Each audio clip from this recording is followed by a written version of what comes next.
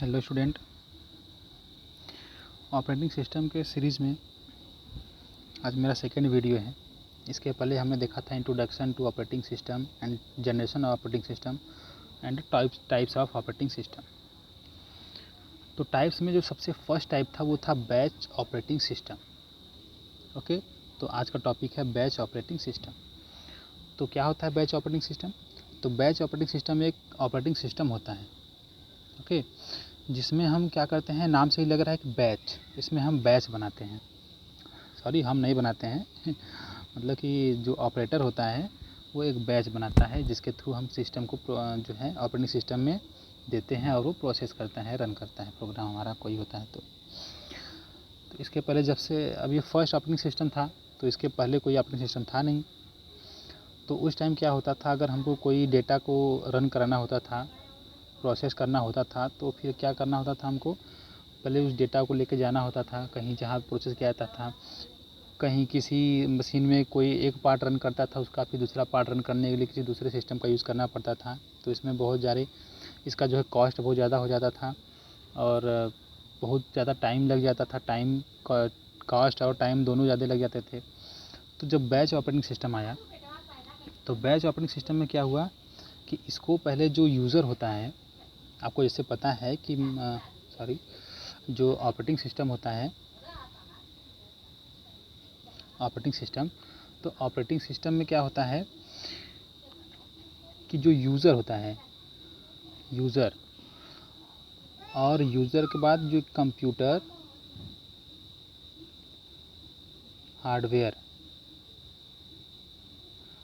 Hardware, इसके बीच में work करता था ऑपरेटिंग सिस्टम। यूज़र और कंप्यूटर हार्डवेयर के बीच में ऑपरेटिंग सिस्टम वर्क करता था। मतलब कि जो यूज़र होता था वो डायरेक्ट ऑपरेटिंग सिस्टम के थ्रू कम्युनिकेट कर सकता था कंप्यूटर हार्डवेयर से, ओके। लेकिन जब फर्स्ट बैच ऑपरेटिंग सिस्टम जो हमारा आया, तो उसमें क्या होता था, जो यूज़र होते थे, जैसे कि कोई यूज़र फर्स्ट है, यूज़र सेकेंड है, यूज़र थर्ड है, वैसे ही डॉट डॉट डॉट जितने भी यूज़र थे, तो ये सब यूज़र सबसे पहले पंच कार्ड का यूज़ करके, पंच कार्ड एक मेमोरी यूनिट था उस टाइम, तो पंच कार्ड का यूज़ करके ये सब अपने जॉब्स मतलब कि जो डेटा कलेक्ट करके रखे थे, जिसको प्रोसेस करना था, उस जॉब को से अपना एक जॉब बनाते थे। उसको मतलब कलेक्ट करके इसको लेके जाके एक ऑपरेटर होता था, उस ऑपरेटर को देते थे। ठीक है, उस ऑपरेटर को क्यों देते थे? क्योंकि उस टाइम सबके पास कंप्यूटर सिस्टम, आपको पता है कि ये बैच ऑपरेटिंग सिस्टम कब का बना है, तो उस टाइम पे सबके पास कंप्यूटर सिस्टम था नहीं। तो सब जिसको भी अपना प्रोग्राम रन करना होता था, वो जहाँ पे जिसके पास ये बैच ऑपरेटिंग सिस्टम रहता था, उसके पास लेके जाता था रन कराने के लिए। तो ये सब अपना जो है कि पंच कार्ड में अपने जॉब्स को स्टोर करते थे, जॉब्स 1, जॉब्स 2, जॉब्स 3, और इसको एक उस ऑपरेटर को दे देते थे। अब ये ऑपरेटर क्या करता था, सबका जॉब्स कलेक्ट करता था एक जगह और उसको बैच में कन्वर्ट कर देता था। बैच मतलब कि जैसे इसके पास बहुत सारे डेटा हैं, जिसमें से कुछ मान लीजिए प्रोग्राम है, तो एक एडिशन का है, एक सब्सट्रैक्शन का है, एक डिलीट का है, ये सब जितने भी प्रोग्राम है, अपडेट का है, सब प्रोग्राम बना लिया है। और जो ये सेकेंड जॉब है, उसके पास भी कुछ डेटा है जिसमें एडिशन भी है, सब कुछ है। तो ये ऑपरेटर क्या करेगा, एडिशन का बैच अलग बना लेगा, एक बैच बना लेगा, फिर दूसरा बैच बना लेगा, ऐसे ऐसे सबका जो है अलग अलग ये बैच बना लेता है। इस बैच में उनके जॉब को स्टोर कर लेता है और फिर ये जो ऑपरेटर होता है, इन जॉब्स को ऑपरेटिंग सिस्टम को सबमिट करता है और ऑपरेटिंग सिस्टम उसको ऑपरेट करता है। तो ये जो प्रक्रिया होता है उसको बोलते हैं हम बैच ऑपरेटिंग सिस्टम। तो यही है पूरा कंसेप्ट। हम आके चलिए देखते हैं इसका डिफिनीशन क्या है। ठीक है, देखते हैं। जैसे बैच ऑपरेटिंग सिस्टम को देखते हैं क्या है। तो जैसा कि हमने बताया आपको, the user of a batch operating system, मतलब जो बैच ऑपरेटिंग सिस्टम को जो यूज़र है, ठीक है, वो क्या होता है, do not interact with computer directly, मतलब डायरेक्ट कंप्यूटर से इंटरेक्ट नहीं होता है। इसका मतलब ये है कि पहले ये ऑपरेटर के पास जाएगा, डायरेक्ट अपने पहले पंच कार्ड में अपने जो है डेटा को स्टोर करके ऑपरेटर के पास जाता है, डायरेक्ट कंप्यूटर से इंटरेक्ट नहीं होता है। सॉरी,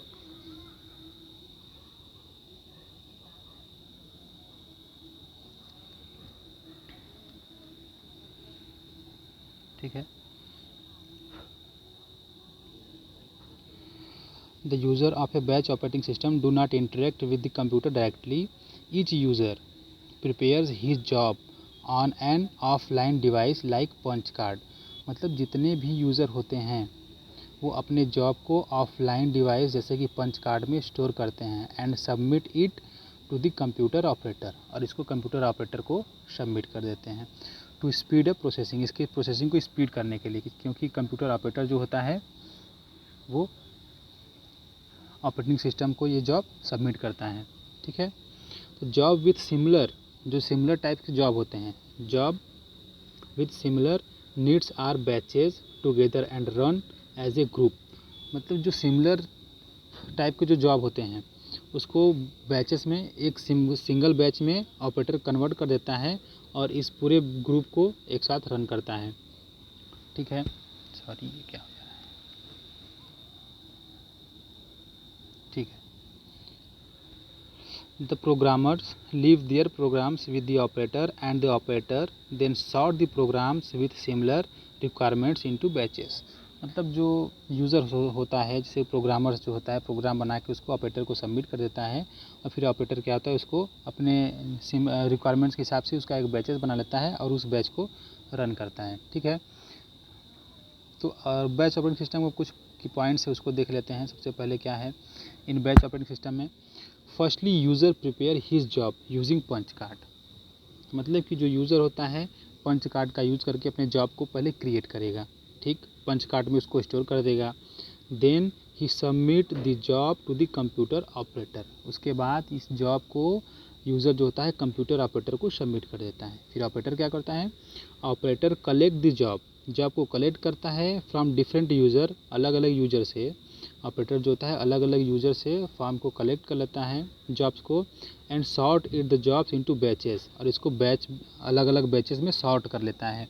मतलब अपने रिक्वायरमेंट के हिसाब से एडिशन का अलग, सब्सट्रैक्शन का अलग, सबको अलग अलग डिवाइड कर लेता है बैचेस में विथ सिमिलर नीड्स, समान नीड के अनुसार। Then operator submit the batches to the processor one by one. ठीक, तो जो ऑपरेटिंग सिस्टम जो प्रोसेसर होता है उस प्रोसेसर को फिर ये वन बाय वन बैचेस को सबमिट करता है और वह उसको प्रोसेस करता है। All jobs of one batches are executed together. मतलब एक बैच का जितने भी जॉब्स होते हैं, क्योंकि कुछ उसमें कुछ डेटा जो होता है यूज़र फर्स्ट का होता है, कुछ यूज़र सेकेंड का होता है, तो जितने भी होते हैं सबको एक साथ ये रन करता है। जैसे इसका फिगर मैंने बताया था अभी, वही फिगर है। User first, user second, user third या देन यूज़र एन है। उसके बाद job first, job second, job N है। मतलब जो यूज़र है ये अपना जॉब क्रिएट किया और फिर इसको जो है ऑपरेटर को सबमिट कर दिया। अब ये ऑपरेटर अपने सिमिलर नीड के हिसाब से वो क्या किया, एक बैच 1 बैच 2 बनाया। इसको फिर क्या करेगा, जो ऑपरेटर होता है इस बैच को क्या करेगा ऑपरेटिंग सिस्टम में सबमिट करेगा। ठीक है। इसके कुछ एडवांटेज हैं उसको देख लेते हैं, फिर डिसएडवांटेज देख लेते हैं क्या क्या है बैचेस के, मतलब कि बैच ऑपरेटिंग सिस्टम के। इट सेव्स द टाइम, यह टाइम सेव करता है। कैसे, जैसे कि पहले जब ये नहीं था बैच ऑपरेटिंग सिस्टम, जब बैच ऑपरेटिंग सिस्टम नहीं था तो उस टाइम हमको कोई अगर सिस्टम, कोई प्रोग्राम अगर रन करना होता था तो हमको अलग अलग सिस्टम की ज़रूरत पड़ती थी।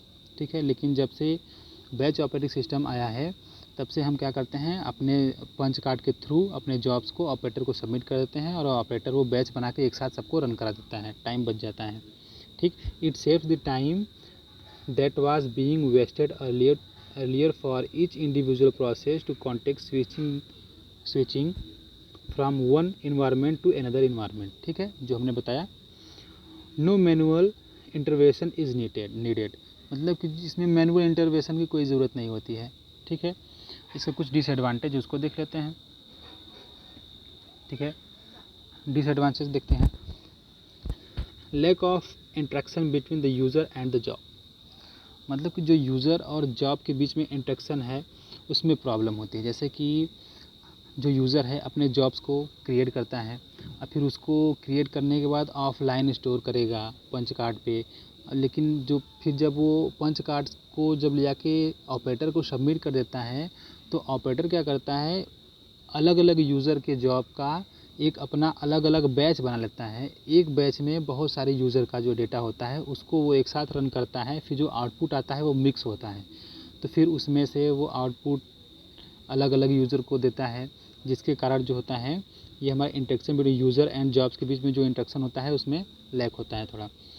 ठीक है, सेकंड देखते हैं, CPU इज़ ऑफ्टन आइडियल।